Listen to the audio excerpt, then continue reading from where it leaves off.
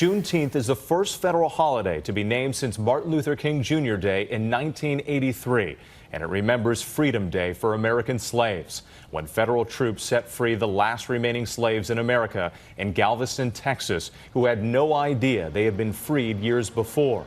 And one of the Americans fighting for decades for this recognition, 94-year-old Opal Lee from Fort Worth, Texas. Juneteenth means freedom. And I don't mean just black people or people in Texas. We've got to get that notion out of folks' head. Freedom is for everyone. And we're not all free yet. There's so many disparities that we have to address. And so, we need not think we can rest on our laurels because we have Juneteenth as a federal holiday. We've got to tackle education and the fact that people don't want you to know the truth. We really need to know what happened in the past so that it doesn't happen again. We're gonna have to get people to the polls. They're gonna have to vote to get people into office who will understand that if you don't know where you came from, you don't know where you're going.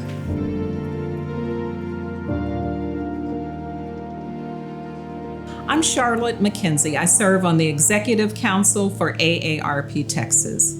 I am so thrilled today because I have the opportunity to sit down with Ms. Opal Lee, commonly referred to as the grandmother of Juneteenth. Opal Lee grew up in Texas where she spent Juneteenth picnicking with her family, first in Marshall, where she was born, then in Sycamore Park in Fort Worth, where she moved at age 10.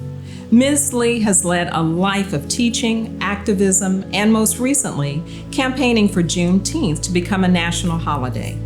In 2016, at the age of 89, she walked from her home in Fort Worth to Washington, D.C. to draw attention to the significance of Juneteenth. She traveled 2.5 miles each day to symbolize the 2.5 years Black Texans waited for their freedom.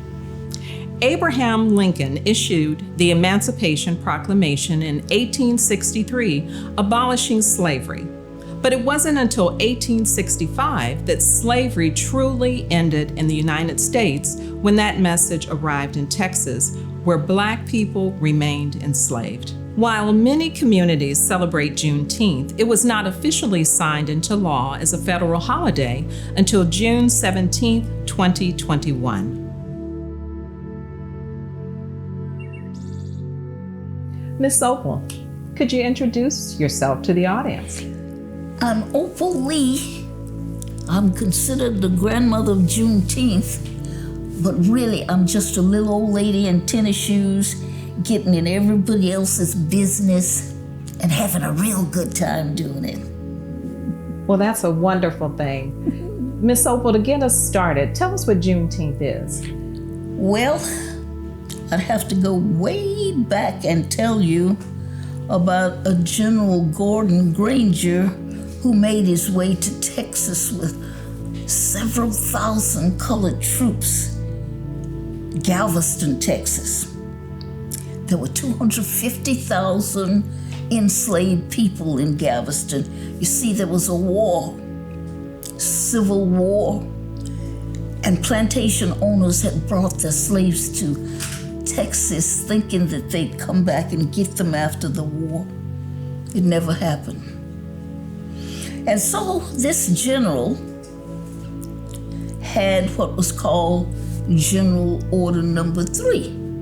And what it said was all enslaved people were free. Now this is 2.5 years after President Abraham Lincoln's Emancipation Proclamation. And he nailed that general order to the door of what's now Reedy Chapel, African Methodist Episcopal Church. Oh. And when the people came in and somebody read that to them, they started celebrating, and we've been celebrating ever since. So it's going to be left to us, not to anybody else, but to us to make the changes that's going to make our country the best country in the world. The AARP people aren't as old as I am, but I know they're retired. And I'm hoping that they're not sitting in their rocking chairs waiting for the Lord to come get them, because I'm not, He gonna have to catch me. But they've got so much wisdom that they can impart to the younger ones. They've got things they could tell them so they don't make the same mistakes we made. If they would just interact with the youngsters. I know they don't like the music. I don't either, but I don't tell them. I can listen to it. But we have to make ourselves a committee of one. And we have to change people's mind. We know there are folk who are not on the same page we are on. We can change their minds. And I hope people would take that into consideration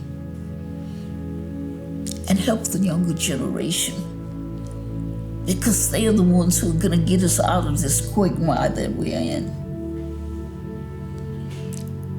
I keep saying it over and over again. Keep walking, keep talking, and somebody's going to listen.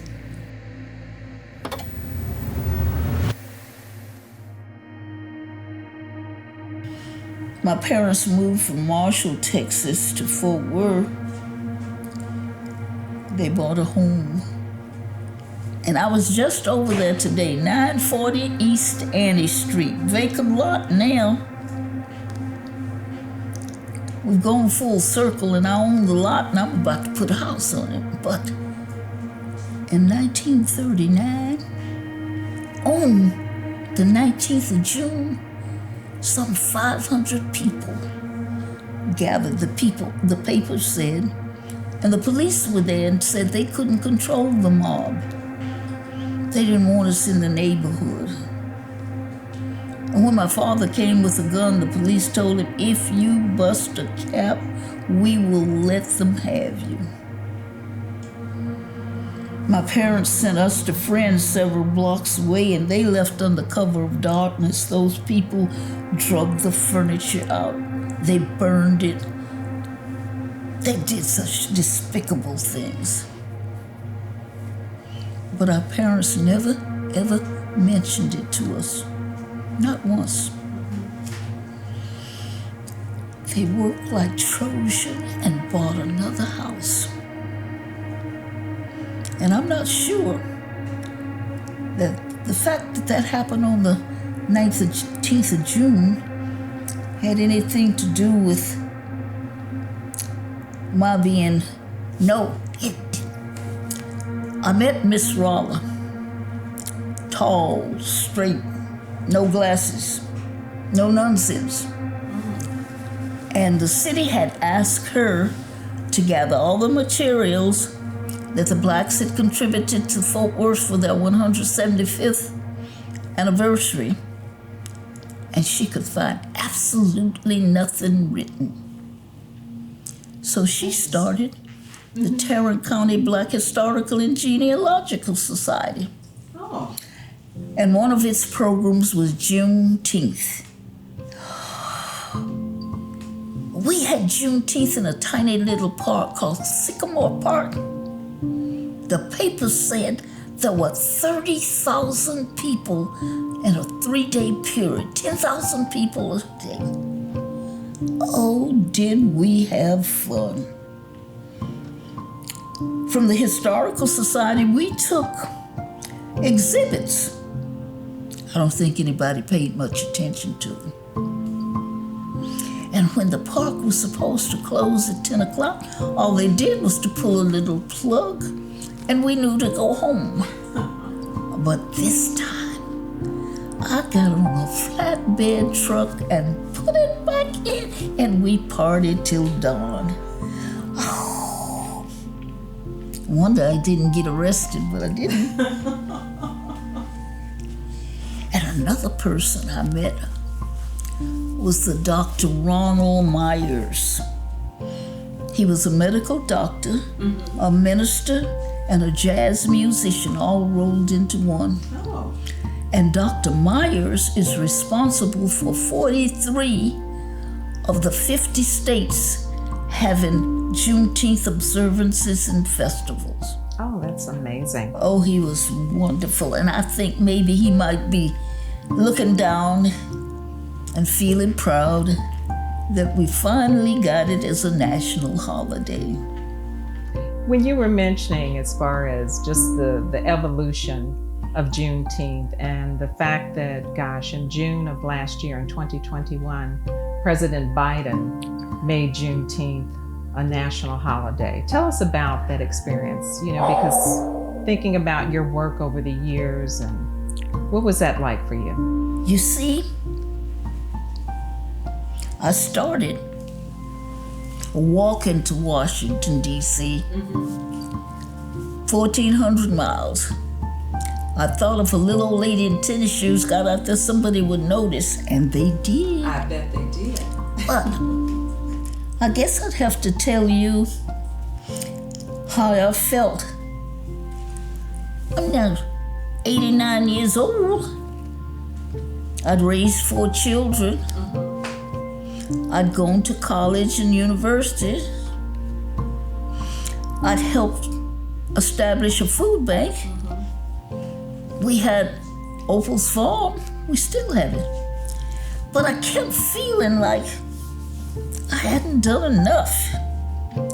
So we gathered some people in Baker Chapel African Methodist Episcopal Church, the pastor, the musicians, a school board member, a county commissioner, I don't know how many people. And they gave me this send-off. And I'm walking 2.5 miles because I'm gonna walk from Fort Worth to Washington, D.C. It's 1,400 miles.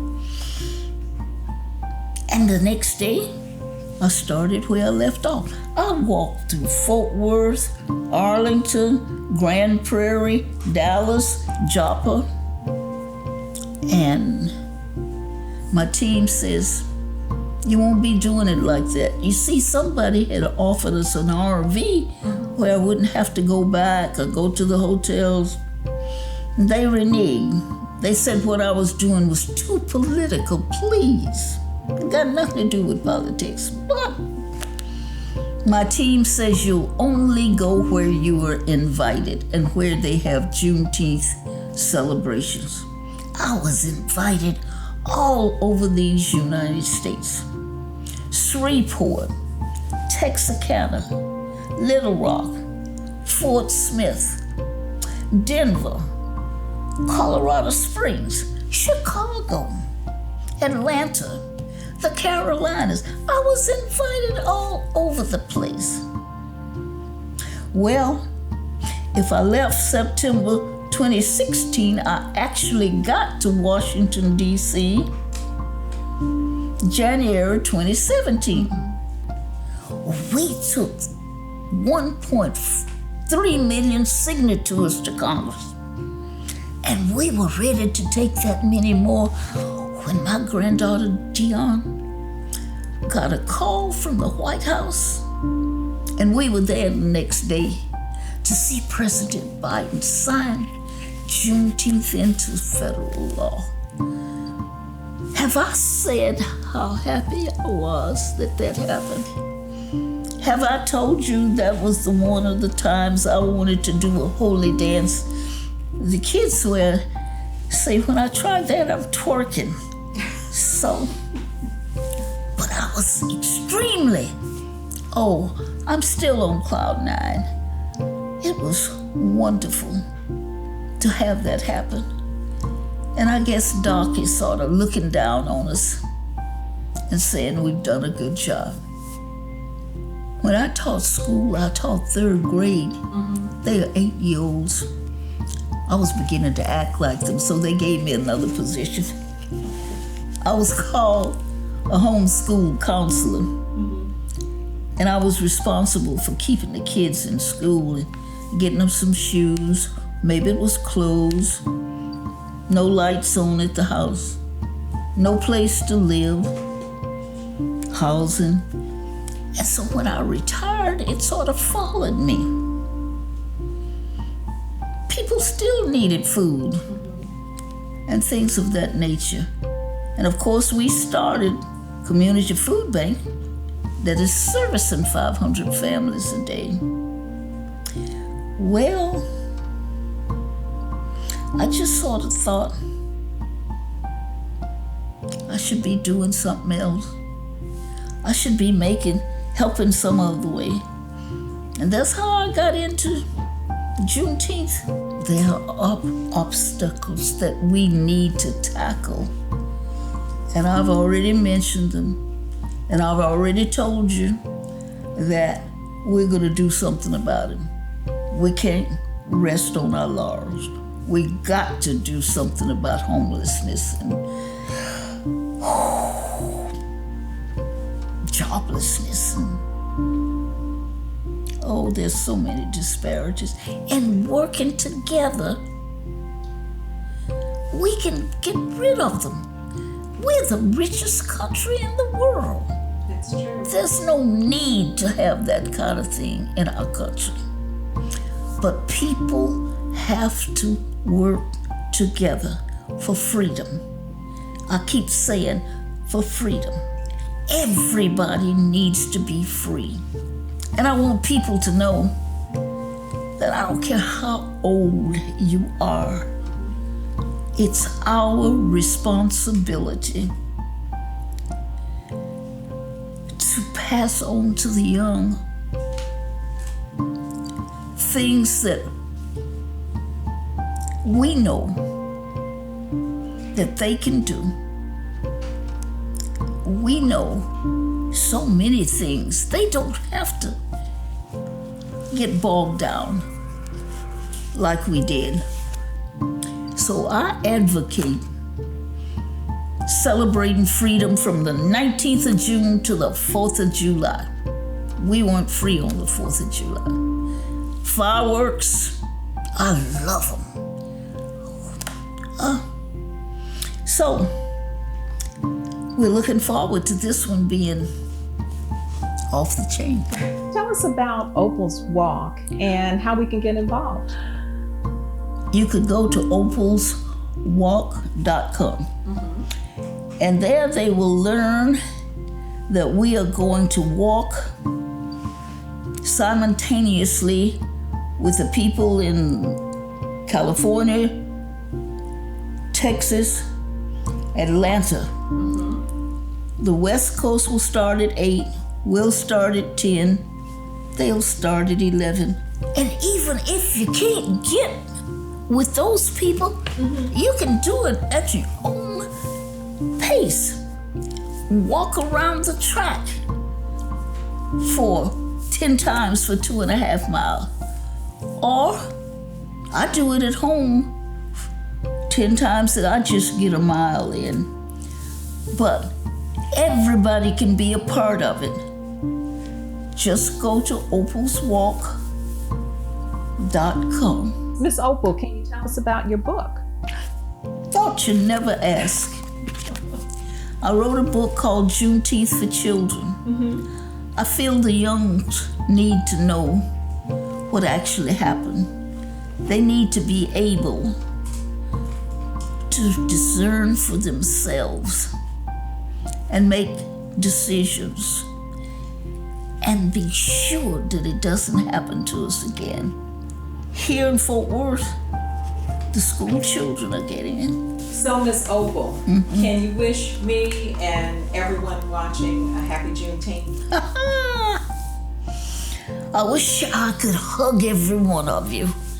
I wish I could tell you how much it means to me to have you interested in this.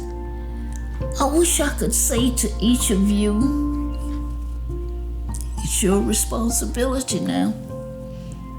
Don't depend on anybody else. Let's change people's minds. Let's make this the greatest country in the world. I love you all.